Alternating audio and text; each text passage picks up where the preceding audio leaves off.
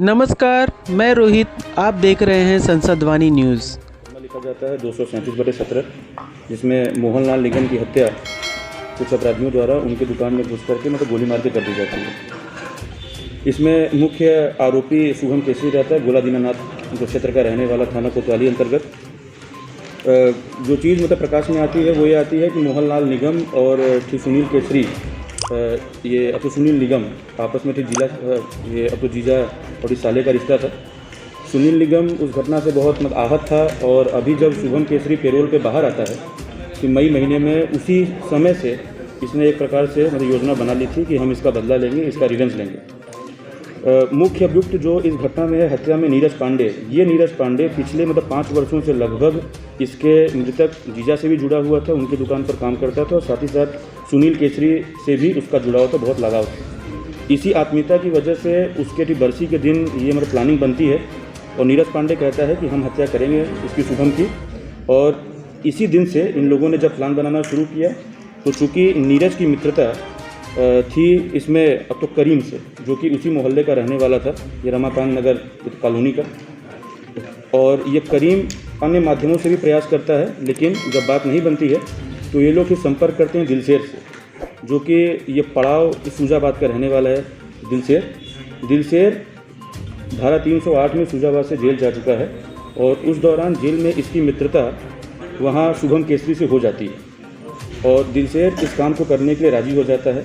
मुख्य रूप से 3 लोग ही प्लान करते हैं कि हम इसकी हत्या कर देंगे सुनील निगम के कहने पर।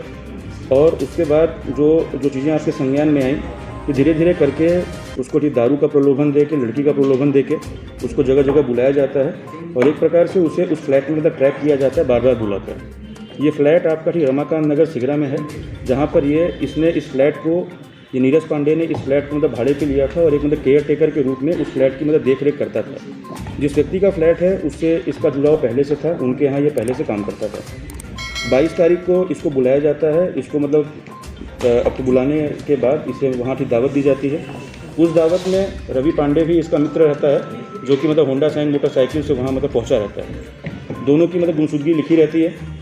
इसके बाद इन 3 लोगों द्वारा ये अब तो बारी बारी एक केबिन में ले जाके ये पहले शुभम केसरी की हत्या की जाती है और उसके बाद जो दूसरा कमरा रहता है वहाँ पे रवि पांडे की हत्या की जाती है। इसके बाद ये लोग इस चीज़ की जानकारी देते हैं परवेज को और परवेज के माध्यम से इसकी जानकारी होती है सुनील निगम को। सुनील निगम चूँकि इसका जो झोले का काम रहता है, ये 17 तारीख को यहाँ से कोलकाता गया रहता है और ये कोलकाता जाने के ठीक 2 दिन पहले इन सारी चीज़ों की जानकारी ये देता है परवेज को, जो इसके साथ अब तो झोले का काम करता है। और परवेज को ये बताता है कि देखो, हत्या कभी भी हो सकती है, ये तुम पैसा लो। 1.5 लाख रुपए के करीब इसको देता है और ये कहता है कि इन लोगों को पैसे की कमी नहीं होनी चाहिए।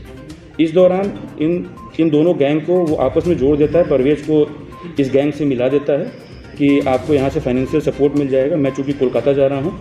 और इस दौरान ये परवेज इनको जब भी पैसे की ज़रूरत पड़ती है तो पैसा देता है। इसे जानकारी होती है 22 तारीख को, जब रानीगंज में रहता है, ट्रेन में सफ़र करते हुए यहाँ बनारस की तरफ वापस आता रहता है। इसको जानकारी होती है कि आज हत्या हो गई है वहाँ पे और एक की जगह 2 हत्याएँ हो गई हैं। ये लोग उसके बाद अब तो गाड़ी का प्रबंध करने का सोचते हैं कि लाश को वहाँ से कैसे हटाया जाए फ्लैट से।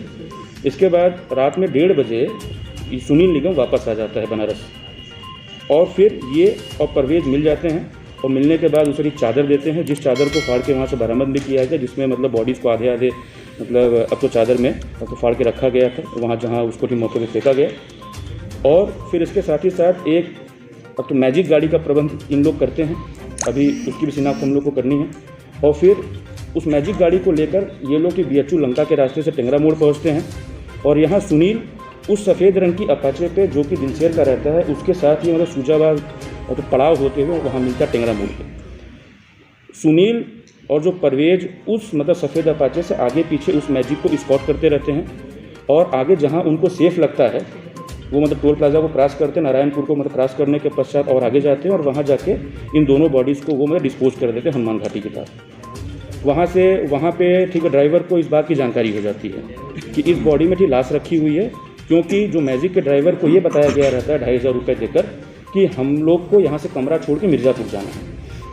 जब वहाँ पे इस चीज़ को वो अपोज करता है तो उसको भी 10,000 रुपये इन लोग एक्स्ट्रा देते हैं और वो वहाँ से डर घबरा के वहाँ से मैजिक वाला चला जाता है, ये लोग वहाँ से वापस लौट आते हैं। वहाँ से ये लोग अब तो सरकारी बस पकड़ के वापस आते हैं, इनका ऐसा कहना है। उसके बाद ये लोग जितने भी अभियुक्त थे, इन लोगों ने ये कोई भी संपर्क आपस में नहीं किया। फिर इन लोग अब दोबारा मिलते हैं बीच में, इन लोग की प्लानिंग होती है कि वहाँ पे 100 को कोई पहचान सकता है। ये लोग दोबारा रमाकांत नगर कॉलोनी, जहाँ का ये मुख्य रहने वाला था नीरज पांडे, वहाँ एक दुकान से जहाँ मतलब बिक्री होती है केवल एसिड की, वहाँ से जाके 10 लीटर मतलब एसिड खरीदते हैं और एसिड लेके दोबारा ये लोग एक अनीश ट्रेवल एजेंसी थी, वहाँ के माध्यम से 2 मतलब स्विफ्ट डिजायर गाड़ियों को ये लोग वहाँ से हायर करते हैं और फिर हायर करने के पश्चात वहाँ जाके उन दोनों बॉडीज़ पे एसिड डालते हैं कि कोई उन्हें अब तो ना पहचान पाए।